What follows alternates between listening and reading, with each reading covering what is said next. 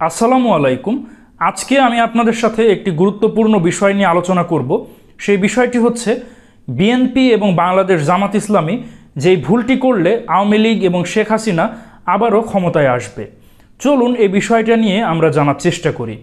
ঐতিহাসিকভাবে আমরা দেখেছি বিএনপি এবং জামাত ইসলামী যতবার জোটবদ্ধ হয়ে নির্বাচন করেছে তারা নির্বাচনে জয়ী হয়েছে এবং সরকার গঠন করেছে, এবং যতবার তারা আলাদাভাবে নির্বাচন করেছে তারা আওয়ামী লীগের কাছে পরাজিত হয়েছে। তার জলজ্যান্ত উদাহরণ হলো 1991, 1996 এবং 2001-এর নির্বাচন। 1996 সালে বিএনপি এবং বাংলাদেশ জামাত ইসলামী তারা আলাদাভাবে নির্বাচন করে। একই আসনে বিএনপির প্রার্থীও ছিল, জামাত ইসলামের প্রার্থীও ছিল। আওয়ামী লীগের কিন্তু একাধিক প্রার্থী ছিল না, যার ফলে আওয়ামী লীগ জয়ী হয় এবং বিএনপি এবং জামাতের ভোট ভাগাভাগির কারণে তারা খুব অল্প ব্যবধানে হেরে যায়।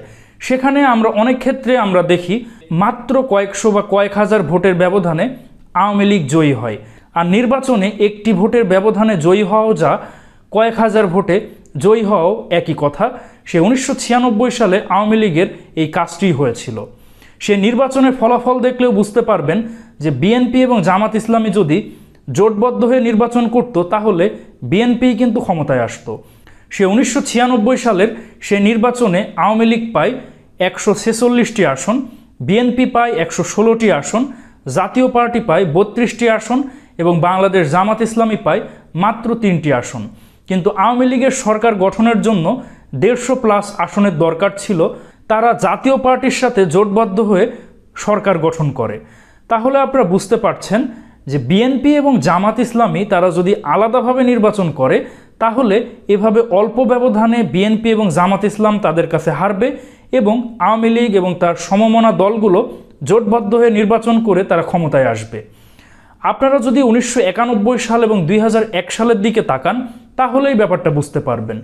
1991 এবং 2001 সালে বিএনপি এবং বাংলাদেশ জামাত ইসলামী জোটবদ্ধ হয়ে নির্বাচন করে এবং তারা নির্বাচনে জয়ী হয় এবং সরকার গঠন করে। এবং সর্বশেষ 2001 সালে বিএনপি এবং জামাত জোট সরকার আওয়ামী লীগকে শোচনীয়ভাবে পরাজিত করে এবং সেই নির্বাচনে বিএনপি এবং জামাত জোট খুব নিরঙ্কুশ সংখ্যাগরিষ্ঠতা পেয়ে নির্বাচনে বিজয়ী হয়। সেই 2001 সালের নির্বাচনে বিএনপি পেয়েছিল 193টি আসন, জামাত ইসলামী পেয়েছিল 17টি আসন, আওয়ামী লীগ পেয়েছিল মাত্র 62টি আসন। এবং সেই নির্বাচনে বিএনপি এবং জামাত জোট একক সংখ্যাগরিষ্ঠতা পেয়ে নিরঙ্কুশভাবে সেই নির্বাচনে জয়ী হয়।